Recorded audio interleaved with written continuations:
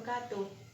Puji syukur kehadirat Allah Subhanahu wa Ta'ala yang telah memberikan kita rahmat, nikmatnya, sehingga kita dapat menjalankan kegiatan kita pada saat ini dengan keadaan sehat walafiat.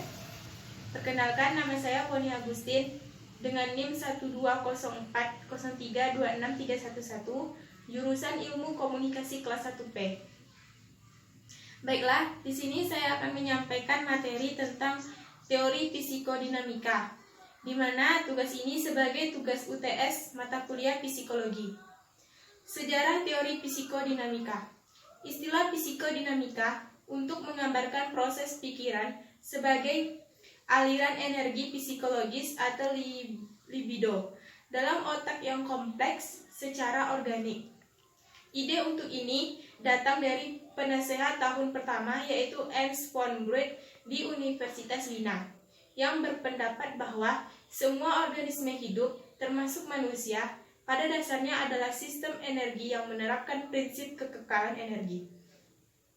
Pada tahun 1950-an, psikiater Amerika atau Eric Berne membangun model psikodinamik Freud, khususnya pada model status ego, untuk mengembangkan psikologi interaksi manusia yang disebut analisis transaksional, yang menurut Dr. James R. Allen adalah kognitif pendekatan perilaku untuk pengobatan, dan itu adalah cara yang sangat efektif untuk menangani model internal lain, diri dan orang lain, serta masalah psikodinamik lainnya.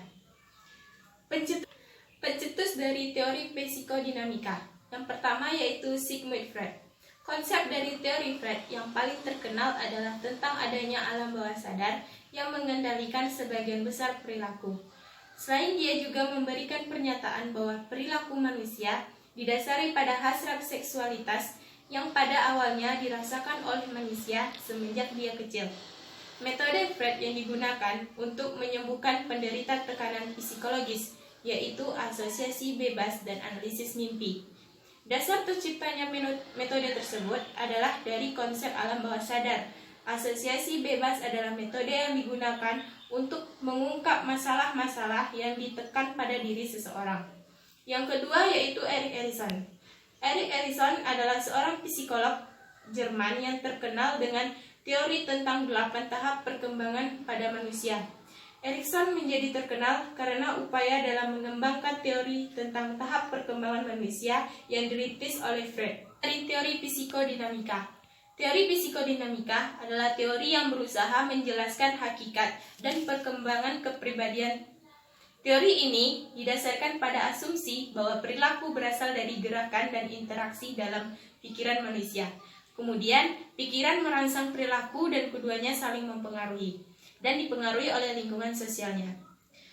Berkembangan anak secara perspektif. Menurut teori psikodinamika Freud membagi struktur kepribadian atau jiwa seseorang menjadi 3, yaitu pertama ID atau nafsu, keinginan ataupun hasrat, di mana semua itu sudah ada sejak lahir.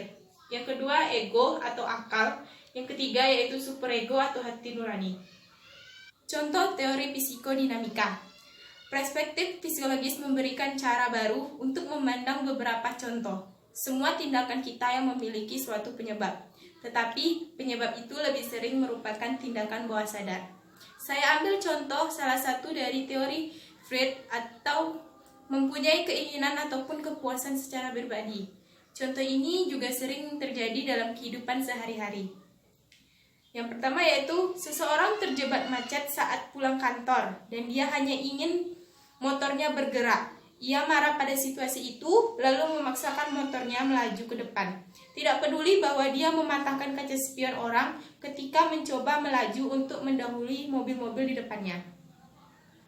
Dan untuk mengaplikasikan psikologi kepribadian psikodinamika dalam kehidupan sehari-hari, diharapkan dapat membantu kita sebagai individu agar untuk saat ini dan kedepannya lebih dapat mengontrol dan memahami sifat watak pikiran masing-masing dalam menjalani kehidupan sosial dan mendalami proses pengenalan akan diri sendiri.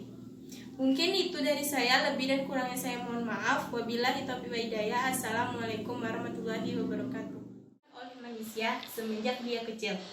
Metode Freud yang digunakan untuk menyembuhkan penderita tekanan psikologis yaitu asosiasi bebas dan analisis mimpi. Dasar terciptanya metode tersebut adalah dari konsep alam bawah sadar. Asosiasi bebas adalah metode yang digunakan untuk mengungkap masalah-masalah yang ditekan pada diri seseorang. Yang kedua yaitu Erik Erikson.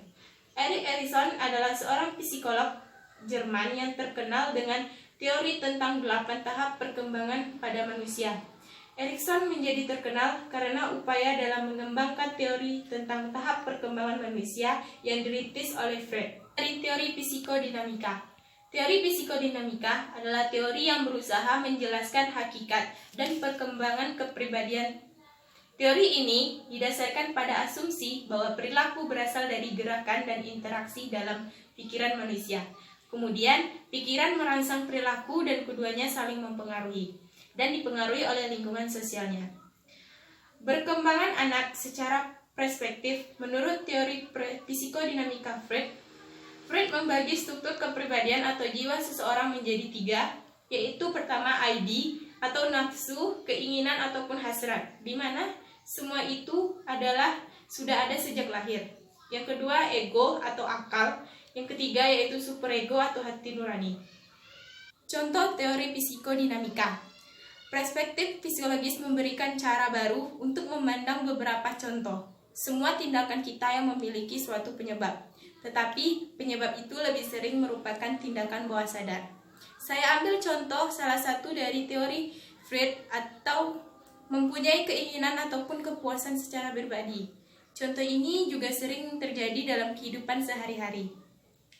Yang pertama yaitu seseorang terjebak macet saat pulang kantor dan dia hanya ingin motornya bergerak. Ia marah pada situasi itu lalu memaksakan motornya melaju ke depan. Tidak peduli bahwa dia mematahkan kaca spion orang ketika mencoba melaju untuk mendahului mobil-mobil di depannya.